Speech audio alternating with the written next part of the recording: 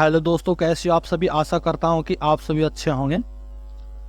आज हम करनाल डिस्ट्रिक्ट के बारे में यहाँ पे पढ़ेंगे कि करनाल को क्या कहा जाता है। करनाल को कर्ण नगरी और धान का कटोरा, एग्रो हब, आधुनिक पदोन्नति से बसाया गया शहर, हरियाणा का पेरिस, और हरियाणा का जो पेरिस है ये पंचकुला को भी कहा जाता है।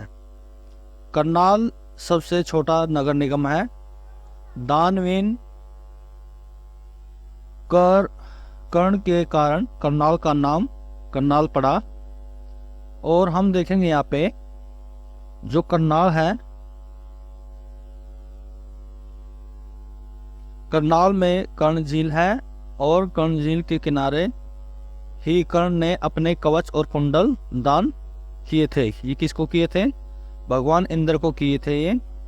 उसके बाद में हम देखेंगे करनाल में चक्रवर्ती झील भी है, उनसे चक्रवर्ती झील भी है। और उसके बाद में देखेंगे करनाल के जो मधुबन में ये पुलिस ट्रेनिंग कॉलेज भी है यहाँ पे। हरियाणा का पहला जो सैनिक स्कूल है वो करनाल में है, पुंजपुरा में। और करनाल के जो गोंडा में हरियाणा की पहली एनसीसी एकेडमी है जो वो खोली गई है। तो उसके बाद में हम देखेंगे अभिमन्यु के बेटे जो परीक्षित ने करनाल के असंध, जो करनाल में जो असंध है, तो वहां पे क्या किया था, उसने क्या बनाया था, ये राजधानी बनाया था। किसने? अभिमन्यु के बेटे परीक्षित ने।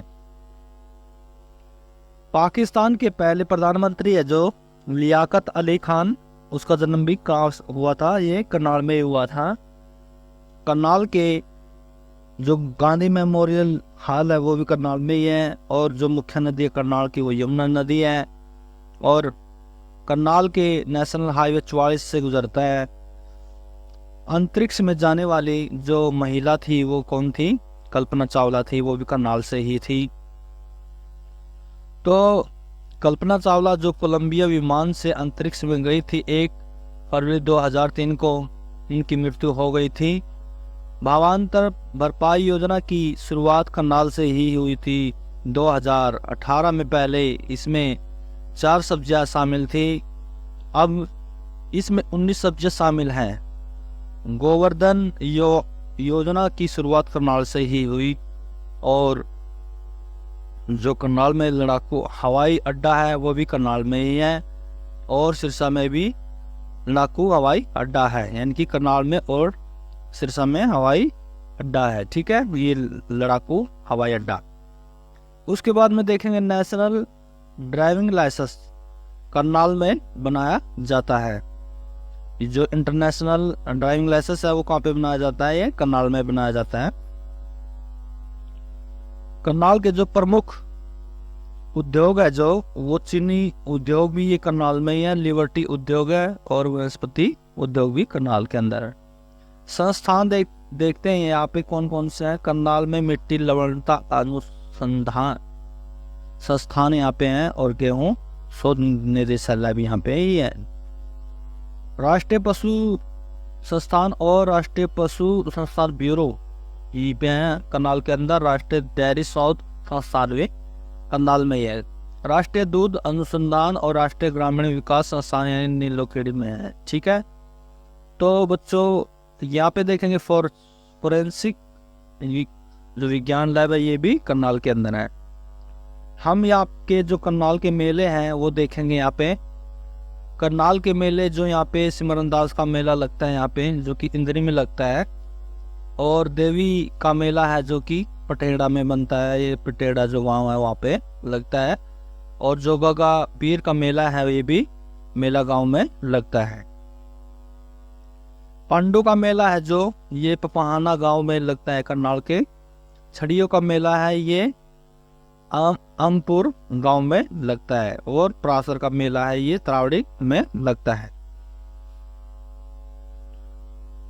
तो यहाँ पे हम देखेंगे सिमरनदास का मेला, देवी का मेला, गोगा पीर का मेला, और पांडु का मेला, और छड़ियों का मेला, और प्रासर का मेला ये करनाल के अंदर ही लगता है। यानी कि जो गांव है करनाल के यहाँ पे जैसे हमने देखा जो हमारा सिमरदास का मेला है इंद्री में, और देवी का मेला है पटेढ़ा में, और गोगा का मेला है जो गांव में लगता है, और पांडु का पपाना गांव में, और छड़ियों का मेला अमपुर गांव में, और परासर का त्रावड़ी में लगता है। उसके बाद हम देखेंगे करनाल के जो आश्रम है, परासर जो ऋषि थे तो उसका आश्रम है यहाँ पे, वेद व्यास का आश्रम है, गौतम बुद्ध का भी आश्रम करनाल में ही है। और करनाल के जो मकबरे हैं वो अली शाह कलंदर का मकबरा जो कि यानी कि पानीपत में ही है ये, और मीर साहब का ये मकबरा करनाल में। तो हम देखेंगे करनाल के जो विश्वविद्यालय है हरियाणा का बागवानी विश्वविद्यालय, इसका नाम महाराणा प्रताप बागवानी विश्वविद्यालय रखा गया, ये भी करनाल के अंदर है। और कल्पना चावला विश्वविद्यालय भी करनाल के अंदर है। इग्नू विश्वविद्यालय ये भी करनाल के अंदर है। तो हम देखेंगे यहाँ पे करनाल के जो मंदिर है, सीता माई का मंदिर है, पांडु का मंदिर है, परासर का मंदिर है, कर्णवेश्वर का मंदिर है, बाला सुंदरी का माता का मंदिर है। और करनाल के जो पर्यटन केंद्र है यहाँ पे ओसियस पर्यटन केंद्र है। और करनाल के जो प्रमुख युद्ध है यहाँ पे, तराइन का जो पहला युद्ध हुआ था यहाँ पे 1191 ईस्वी में हुआ था। ये युद्ध पृथ्वीराज चौहान और मोहम्मद गौरी के बीच हुआ था, और इसमें जो मोहम्मद गौरी थे वो जीत गए थे। उसके बाद में फिर से दोबारा से फिर युद्ध हुआ, यानी कि दूसरा युद्ध हुआ था तराइन का, वो 1191 में। पहला हुआ 1191 और दूसरा हुआ 1192 में। यहाँ पे फिर से दोबारा फिर इनकी आपस में फिर टक्कर होती है, फिर दोबारा से पृथ्वीराज चौहान है जो और मोहम्मद गौरी के बीच युद्ध होता है, और उसके बाद में मोहम्मद गौरी की जीत होती है। पहले पृथ्वीराज चौहान की जीत होती है, और बाद में फिर यहाँ पे जो पृथ्वीराज चौहान है वो हार जाता है और मोहम्मद गौरी जीत जाता है। तराइन का जो तीसरा युद्ध आता है 1215 ईस्वी में, यह है युद्ध इल्तुतमिश और यल्दौज के बीच होता है। इसमें इल्तुतमिश है जो वो जीत जाता है, यहाँ पे उसकी विजय होती है, और वर्तमान में तराइन को त्रावड़ी बोला जाता है। करनाल का जो युद्ध हुआ था 1739 ईस्वी में हुआ। उसके बाद में हम देखेंगे यहाँ पे यह युद्ध नादिर शाह और मोहम्मद शाह रंगीला के बीच हुआ था। इसमें नादिर शाह की जीत होती है, यानी कि मोहम्मद शाह हैं और नादिर शाह हैं, ये जो आपस में इनकी जो लड़ाई होती है इसमें नादिर शाह की यहाँ पे जीत होती है, और 1739 में करनाल का ये युद्ध होता है। नादिर शाह करनाल से कोहनूर हीरा ले गया था और मयूर सिंहासन से। 1197 ईस्वी में जॉर्ज थॉमस में करनाल पर कब्जा किया था, यानी कि जॉर्ज ये थॉमस हैं, इन्होंने 1197 ईस्वी में ये करनाल पर कब्जा किया था। हम देखेंगे यहाँ पे करनाल के जो व्यक्ति हैं, यहाँ पे बॉक्सर सुमित सांगवान है, ये करनाल से ही है, और शूटर अनीस बनवाला है वो भी करनाल से ही है, और कल्पना चावला है जो भी वो भी करनाल से ही है। कल्पना चावला के जीवन के बारे में हम कुछ यहाँ पे चर्चा करेंगे। कल्पना चावला का जन्म 17 मार्च 1962 को हुआ था, और उसकी मृत्यु 1 फरवरी 2003 को हुई। कल्पना चावला का जो नासा में चयन हुआ था वो 1994 में हुआ था। तो उसमें कल्पना चावला जो अंतरिक्ष में जाने वाली पहली महिला थी। कल्पना चावला के पिता जो बनारसी दास थे, और इनकी माता संयोती यानी संजोती है इसकी माता का नाम। और कल्पना चावला जो कि SFS 87 और SFS 101 विमान के अंतरिक्ष में गई थी। कल्पना चावला के बचपन का नाम मोन्टू था, और कल्पना चावला पुरस्कार जो कि महिला दिवस के 8 मार्च 2020 को यह पुरस्कार मनीषा को दिया गया, और ये जो मनीषा थी वो फतेहाबाद से थी।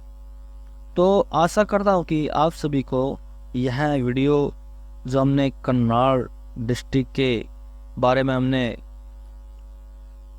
हमने पढ़ा, और आशा करता हूँ कि ये वीडियो आप सभी को पसंद आएगी, और ज़रूर आएगी। मैं यही आप सभी से निवेदन करता हूँ कि मेरे चैनल को ज़्यादा से ज़्यादा लाइक करें और सब्सक्राइब करें, और आप सभी का तहे दिल से मेरा धन्यवाद है। कृपया करके मेरा जो चैनल है इसके जो सब्सक्राइबर हैं इनको हम इससे आगे बढ़ाएं। इसी के साथ में आप सभी का तहे दिल से धन्यवाद। Thank you.